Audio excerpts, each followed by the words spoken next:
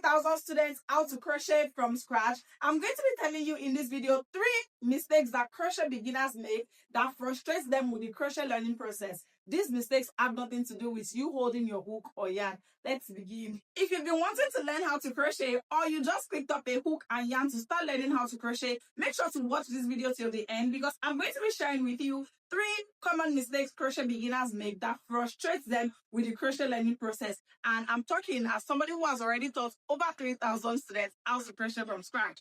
Click the subscribe button down below if you're not yet subscribed and you love to crochet, because on this channel, it's all about crochet. Now let's get into these mistakes so you know what to avoid. The very first mistake that crochet beginners make is using a dark color of yarn. OMG, I keep saying this and I understand. Most crochet beginners want to make something in a neutral color so that they can wear it often and often. But the thing is, crocheting with dark yarns is just so hard. Even me that has been crocheting for over 17 years now, I still do not really like crocheting with dark yarns because you cannot work with it when it's late. You need extra light to be able to clearly see what you're doing. Talk more of somebody that has just picked up a hook and yarn for the first time. You need to be able to clearly see what you're doing, and that's why you need to use bright colored yarns for your project. I'm talking white, light blue, light pink, not even purple, because purple is just not bright enough. Look for the brightest colors, the yellows, the mint greens, the blues, the creams, the off-whites. Yes, those are the ones you want to do your first set of projects with. Your yarn might get dirty a lot though, because you're going to be manipulating often. You're going to be frogging and redoing, but trust me, it makes your journey one step easier.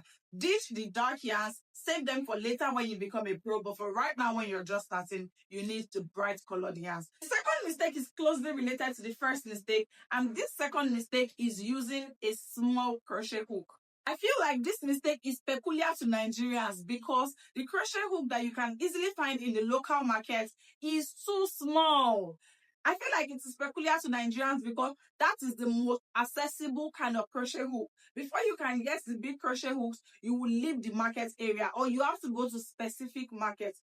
That is why I feel like this mistake is peculiar to Nigerians. Like I said with the first mistake, if you're new to crochet, you need to be able to clearly see what you're doing. You need to be able to clearly see your stitches so that you don't make mistakes. If you're using a small hook, it means that your stitches will be small and it will be hard for you to see. We don't want anything that is hard when you're starting. We don't want anything giving you headache when you're starting. We don't want you saying, is there a stitch here or not when you're starting? No, we want everything to be big. We want you to be able to see everything well, and that is why you should not use small crochet hooks when you're just starting. Use bigger hooks, and that is what I definitely tell my students. It is what I give them, because when I get my students, I also send them supplies. Whenever I'm sending them supplies, I never send them a small hook. Use a very big hook so that you can see what you are doing very, very well. Additionally, using a small hook means that your crochet project is going to take very long to finish, because the smaller your hook, the more stitches you have to do to cover a particular measurement. So if your hook is small, your project will take forever. If your project takes forever, you're going to be discouraged. You're going to be tempted to abandon this project. Like, when is this even going to end? I don't want that for my beginners. I want you to pick up your hook, start your project, and finish it ASAP.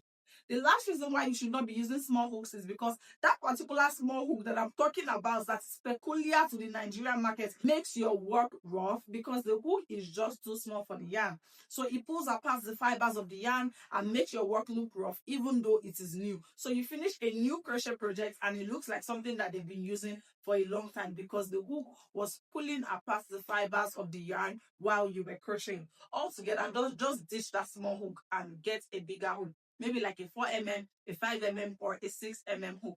Before I move on to the next mistake, I need to let you know that when I'm saying 4mm, 5mm, or 6mm, you are going to be seeing that written on the hook like 6mm, not just number 6, because those hooks that I'm talking about in the local market, you're going to see numbers on them. You'll see 1, 2, 3, 4, 5, 6. But note, the 6 you're seeing on that is not equivalent to 6mm. 6mm is 6mm. Ordinary 6 is not 6mm, so don't get it twisted. I know this because I've spoken to so many crochet beginners. And remember, I was once a crochet beginner in Nigeria, so I can very well relate to this. The last mistake I see my crochet beginners make sometimes is that they don't use stitch markers. Stitch markers are one of the tools you need when you're crocheting, especially as a new crocheter, because the stitch marker helps you to identify your stitches. Crochet is not hard.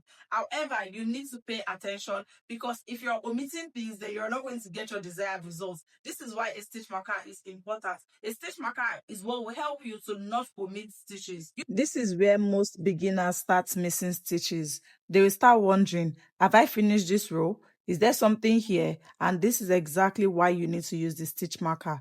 Let me show you. This is a stitch, by the way, and if you had inserted a stitch marker here, you wouldn't be wondering, you wouldn't be confused whether or not to walk into the stitch. So I'm going to show you the ideal way to go. I just finished this row. I'm starting a new row and I chain 2. Immediately after chaining 2, because this is the first stitch of this row, I'm going to put a stitch marker in there, into this first stitch.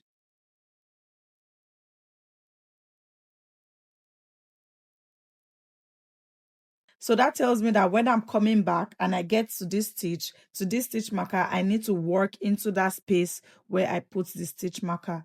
Let me show you real quick. After putting your stitch marker, you just continue crocheting as normal.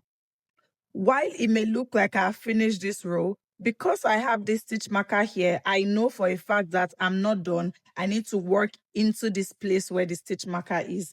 Immediately, I work into that stitch where the stitch marker is. I know I'm done. As I begin the next row, I would remove this stitch marker now.